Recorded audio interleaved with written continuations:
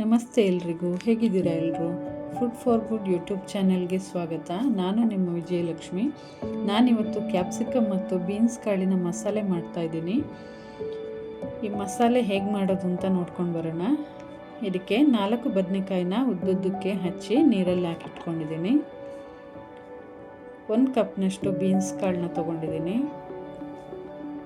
2 ಆಲೂಗಡ್ಡೆನ ಸಣ್ಣದಾಗಿ ಕಟ್ ಮಾಡಿ ಇಟ್ಕೊಂಡಿದ್ದೀನಿ. 2 ಕ್ಯಾಪ್ಸಿಕಮ್ನ ಮೀಡಿಯಮ್ ಸೈಜಲ್ಲಿ ಕಟ್ ಮಾಡಿ ಇಟ್ಕೊಂಡಿದ್ದೀನಿ.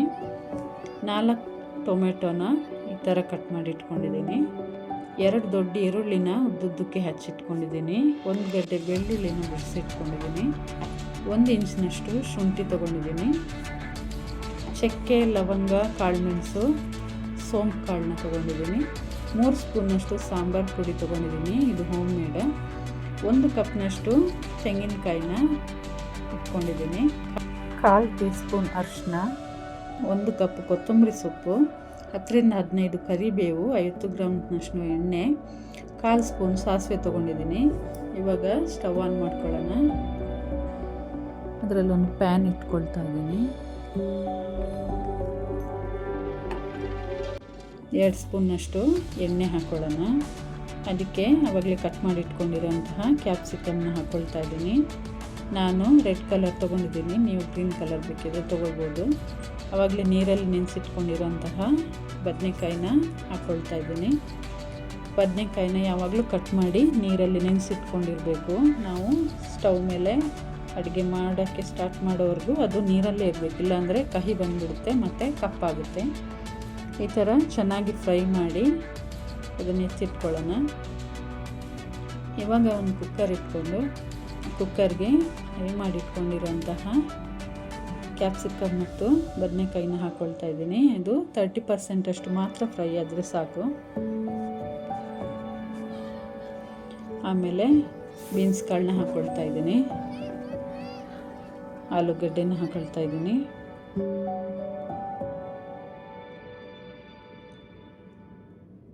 ಆವಾಗಲೇ ಕಟ್ ಮಾಡಿ ಇಟ್ಕೊಂಡಿರೋ ಟೊಮೆಟೊದಲ್ಲಿ ಅರ್ಧದಷ್ಟು ಹಾಕ್ಕೊಳ್ತಾ ಇದ್ದೀನಿ. ಅರ್ಧದಷ್ಟು ರುಬ್ಬಕ್ಕೆ ಎತ್ತಿಟ್ಕೊಳ್ತಾ ಇದ್ದೀನಿ.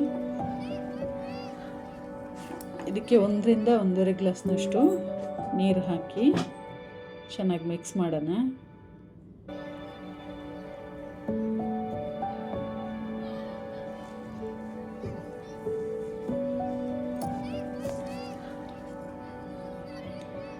ಒಂದರಿಂದ 1.5 ಸ್ಪೂನ್ನಷ್ಟು ಉಪ್ಪು ಹಾಕ್ತಾ ಇದ್ದೀನಿ. ಉಪ್ಪನ್ನು ನೋಡ್ಕೊಂಡು ಹಾಕಬೇಕು, ಕಡಿಮೆ ಆದರೂ ಪರವಾಗಿಲ್ಲ, ಜಾಸ್ತಿ ಆಗಬಾರ್ದು.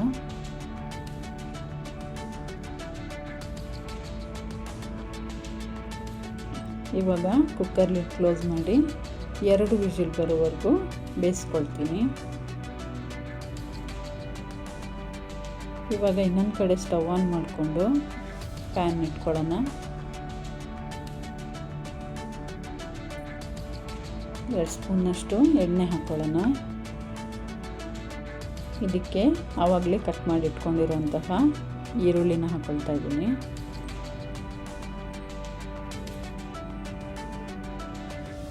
ಶುಂಠಿನೂ ಹಾಕ್ಕೊಳ್ತಾ ಇದ್ದೀನಿ. ಆವಾಗಲೇ ಇಟ್ಕೊಂಡಿರೋಂಥ ಬೆಳ್ಳುಳ್ಳಿಲಿ ಅರ್ಧದಷ್ಟು ಹಾಕ್ಕೊಳ್ತಾ ಇದ್ದೀನಿ. ಇನ್ನು ಅರ್ಧದಷ್ಟು ಒಗ್ಗರಣೆಗೆ ಎತ್ತಿಟ್ಕೊಳ್ತಾ ಇದ್ದೀನಿ.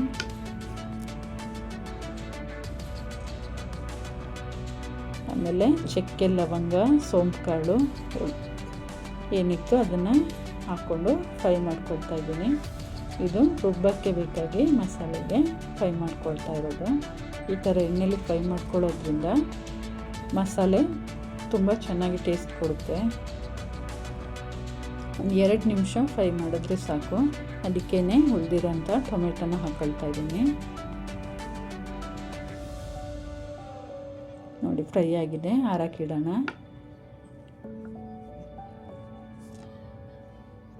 ಇವಾಗ ಒಂದು ಮಿಕ್ಸಿ ಜಾರ್ ತೊಗೊಂಡು ಅದಕ್ಕೆ 1 ಕಪ್ನಷ್ಟು ತೆಂಗಿನಕಾಯಿ ಇಟ್ಕೊಂಡಿದ್ವಲ್ಲ ಅದನ್ನು ಹಾಕ್ಕೊಳ್ತಾ ಇದ್ದೀನಿ. ಅದಕ್ಕೇ ಸಾಂಬಾರು ಪುಡಿ ಹಾಕ್ಕೊಳ್ತಾ ಇದ್ದೀನಿ, ಅರಿಶಿನ, ಆಮೇಲೆ ಫ್ರೈ ಮಾಡಿ ಆರಾಕಿಟ್ಕೊಂಡಿರೋಂತಹ ಈರುಳ್ಳಿ, ಟೊಮೆಟೊ, ಬೆಳ್ಳುಳ್ಳಿ ಮಸಾಲೆ ಏನಿತ್ತು ಅದನ್ನು ಹಾಕ್ಕೊಳ್ತಾ ಇದ್ದೀನಿ. ಕೊತ್ತಂಬರಿ ಸೊಪ್ಪಿನಲ್ಲಿ ಅರ್ಧದಷ್ಟು ಹಾಕ್ಕೊಳ್ತಾ ಇದ್ದೀನಿ, ಇನ್ನು ಅರ್ಧ ಎತ್ತಿಟ್ಕೊಂಡಿದ್ದೀನಿ. ಕೊನೆಗೆ ಹಾಕೋಕ್ಕೆ. ಇದಕ್ಕೆ ಸ್ವಲ್ಪ 1 ಗ್ಲಾಸ್ನಷ್ಟು ನೀರು ಹಾಕಿ ನುಣ್ಣಗೆ ರುಬ್ಕೊಂಬರೋಣ. ನೋಡಿ ಈ ಥರ ಪೇಸ್ಟ್ ಆಗಬೇಕು. ಇವಾಗ ಕುಕ್ಕರ್ ತಣ್ಣಗಾಗಿದೆ, ಓಪನ್ ಮಾಡೋಣ. ನೋಡಿ ಚೆನ್ನಾಗಿ ಬೆಂದಿದೆ ತರಕಾರಿ ಕಾಳು. ಇದನ್ನು ಒಂದು ಕಡೆ ಎತ್ತಿಟ್ಕೊಂಡು ಸ್ಟವ್ ಆನ್ ಮಾಡ್ಕೊಳ್ಳೋಣ. ಇವಾಗ ಮಣ್ಣಿನ ಪಾತ್ರೆನ ಇಟ್ಕೊಳ್ತಾ ಇದ್ದೀನಿ. ಮಣ್ಣಿನ ಪಾತ್ರೆಯಲ್ಲಿ ಅಡುಗೆ ಮಾಡೋದ್ರಿಂದ ಆರೋಗ್ಯಕ್ಕೆ ತುಂಬ ಒಳ್ಳೆಯದು, ಆಮೇಲೆ ಒಳ್ಳೆ ಟೇಸ್ಟ್ ಕೂಡ ಕೊಡುತ್ತೆ. ಇದಕ್ಕೆ 3 ಸ್ಪೂನ್ನಷ್ಟು ಎಣ್ಣೆ ಹಾಕ್ಕೊಳ್ತಾ ಇದ್ದೀನಿ.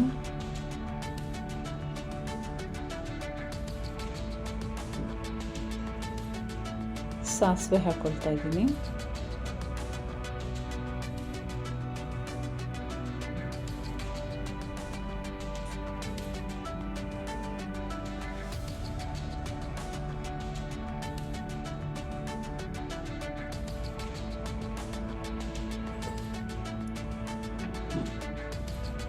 ಸಾಸಿವೆ ಸಿಡ್ದಾದ್ಮೇಲೆ ಕರಿಬೇವು ಮತ್ತು ಬೆಳ್ಳುಳ್ಳಿನ ಹಾಕ್ಕೊಳ್ತಾ ಇದ್ದೀನಿ. ಅದಕ್ಕೆ ಸ್ವಲ್ಪ ಹಿಂಗೆ ಹಾಕ್ಕೊಳ್ತಾ ಇದ್ದೀನಿ.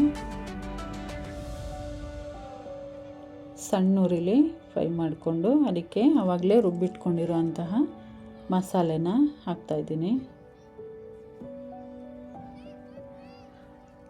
ಮಸಾಲೆ ಒಂದು 2 ನಿಮಿಷ ಇದೇ ಥರ ಎಣ್ಣೆಲಿ ಫ್ರೈ ಆಗಬೇಕು.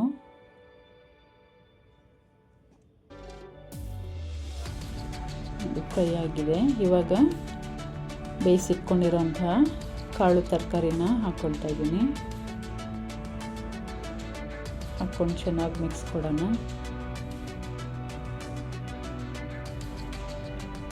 ಮಿಕ್ಸಿ ಜಾರ್ಗೆ ಸ್ವಲ್ಪ ನೀರು ಹಾಕ್ಕೊಳ್ತಾ ಇದ್ದೀನಿ.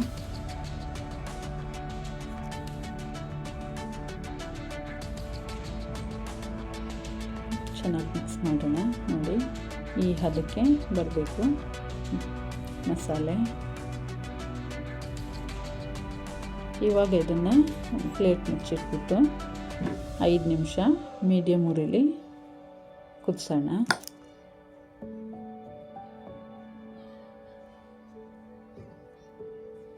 ನೋಡಿ ಚೆನ್ನಾಗಿ ಕುದ್ದಿದೆ.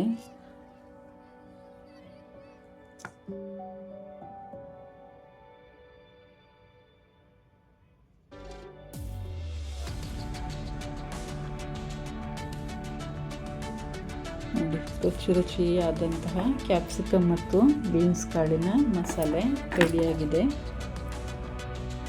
ಇದಕ್ಕೆ ಸ್ವಲ್ಪ ಕೊತ್ತಂಬರಿ ಸೊಪ್ಪು ಆವಾಗ ಇಟ್ಕೊಂಡಿದ್ನಲ್ಲ ಅದರಲ್ಲಿ ಹಾಕ್ತಾಯಿದ್ದೀನಿ.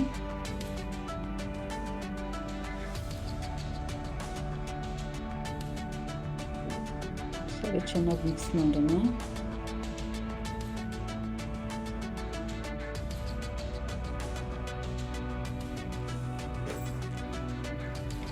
ನೋಡಿ ಕ್ಯಾಪ್ಸಿಕಮ್ ಮತ್ತು ಬೀನ್ಸ್ ಕಾಳಿನ ಮಸಾಲೆ ರೆಡಿಯಾಗಿದೆ. ಗಮ್ ಅಂತ ಇದೆ. ನೋಡಿ ಎಷ್ಟು ಚೆನ್ನಾಗಿ ಬಂದಿದೆ. ನೀವು ಇದನ್ನು ಮನೇಲಿ ಟ್ರೈ ಮಾಡಿ ನೋಡಿ.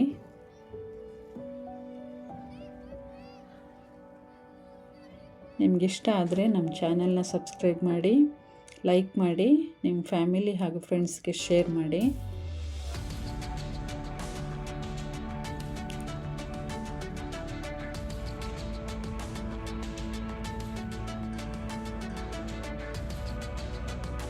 ಬಿಸಿ ಬಿಸಿ ಅನ್ನದ ಜೊತೆ 1 ಸ್ಪೂನ್ ತುಪ್ಪ ಹಾಕ್ಕೊಂಡು ಮಸಾಲೆ ಜೊತೆ ತಿಂತಾಯಿದ್ರೆ ತುಂಬ ಚೆನ್ನಾಗಿರುತ್ತೆ. ನೀವು ಟ್ರೈ ಮಾಡಿ ನೋಡಿ.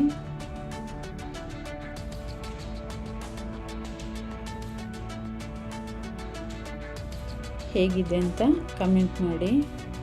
Thank you for watching.